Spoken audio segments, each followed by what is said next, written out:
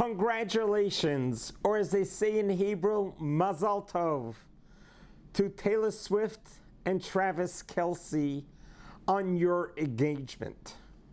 The world has learned that on August 10, Travis proposed to you and you accepted.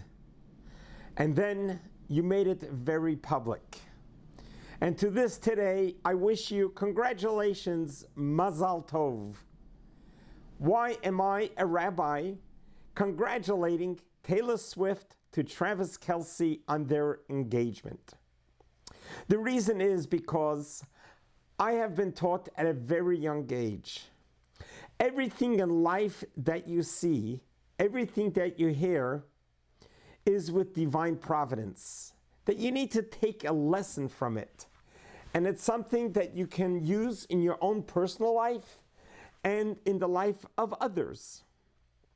So when I saw the headlines that Taylor Swift is now engaged to Travis Kelce, two superstars in their own way, and I thought to myself, this is exactly what God had in mind when He created us human beings. When God created us with the ability to be able to share happiness, good news with the world as it evolves.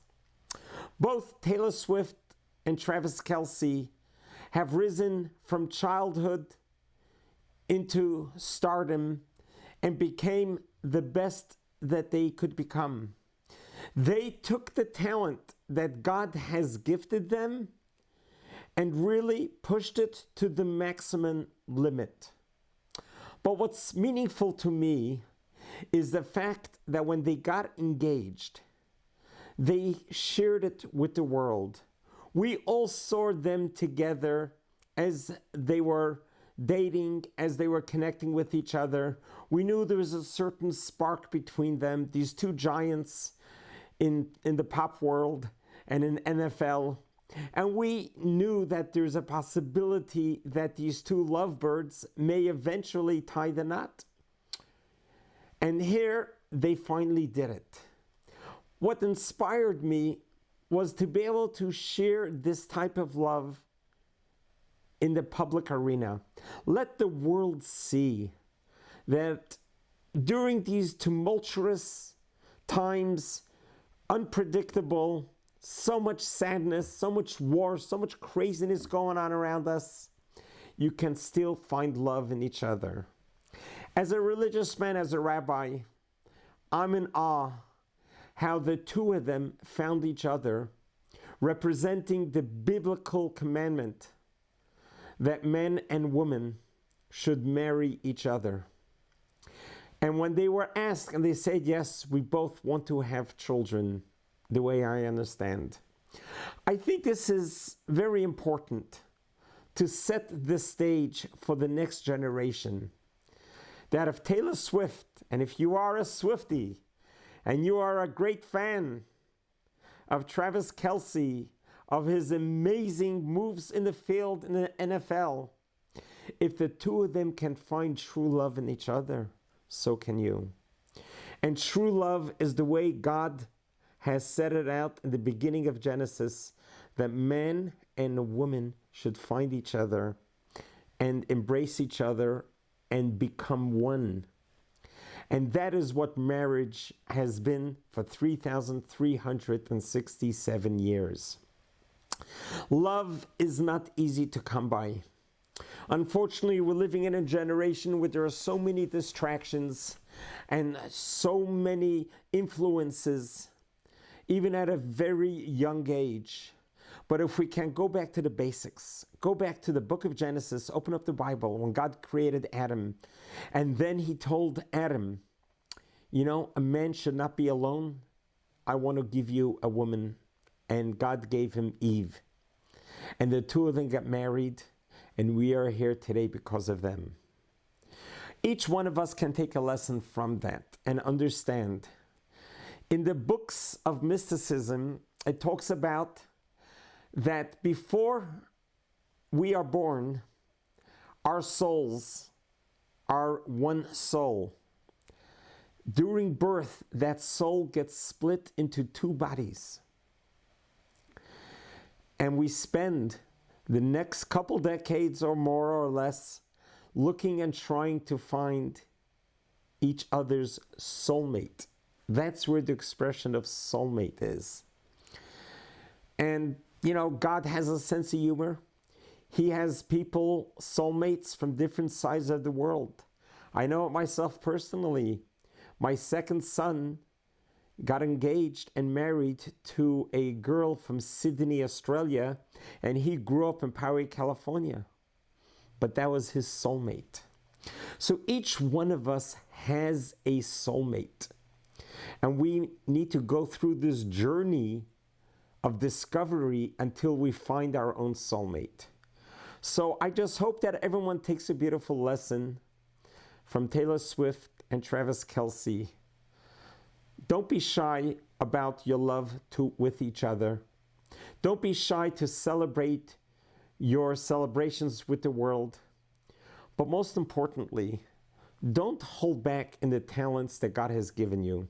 These are two super talented, amazing people who have really taken the gifts that God has given them and has not held back, but rather continue to have grown and grown to become more perfected in their talents, that they were able to reach this level of stardom, this celebrity status, because they knew that they are here on the world as an ambassador of God. And if God gave you a talent, you got to use that talent. And you need to use it to entertain the world, to bring joy to the world, to bring happiness to the world.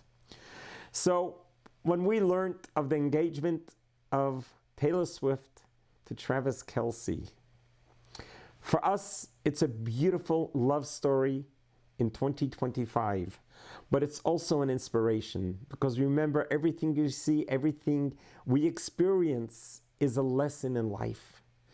So let's remember the love that we all can find. We all have a soulmate waiting for us. For all of those that are single, you will find your soulmate. And when you find each other, you're going to work very hard to keep the marriage safe, to keep the marriage healthy, to keep the marriage joyous, and to help the marriage succeed.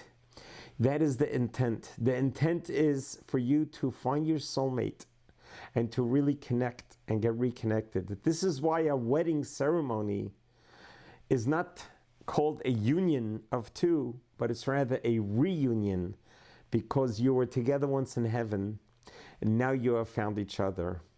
God made it very clear. A marriage is between a husband, a man, and a woman. That is the way God designed this world. And we are living in times where various influences are going in all different directions. But what I think was very important was for Taylor Swift, to her millions and millions of fans, and to Travis Kelce, to his millions and millions of fans, they demonstrated that they are able to find each other, and they were able to get engaged, and God willing, tie the knot in marriage and build a family. Let's go back to the basics. And that is the success of life. And that is where you bring in God's blessing to bless this union and to bless this couple. So on behalf of all of the fans of both of Taylor Swift and Travis Kelce, in Hebrew the word is mazaltov. Mazaltov means good luck. What does good luck mean? What is luck? The word mazal in Hebrew means luck. Tov means good. So when we are born, our soul is entered in our body, but a part of our soul is still in heaven. That is what we refer to as our mazal, as our special guardian angel.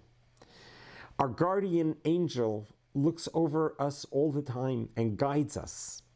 And when we follow the arrows and we follow the dots and we connect the dots, then we know that our guardian angel in heaven has directed us in the right direction. So to all the singles that are out there, keep on looking. You will find your soulmate.